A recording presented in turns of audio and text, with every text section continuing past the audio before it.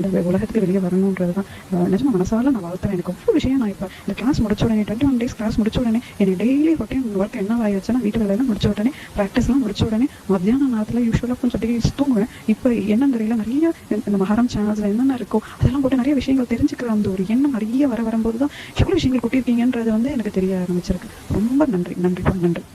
மாதங்களில் நான் மார்கழி, பருவங்களில் நான் இளவேனில். இது கிருஷ்ணர் சொன்ன வார்த்தை கீதையில். அப்படி என்ன சிறப்பு இந்த மாதத்துக்கு?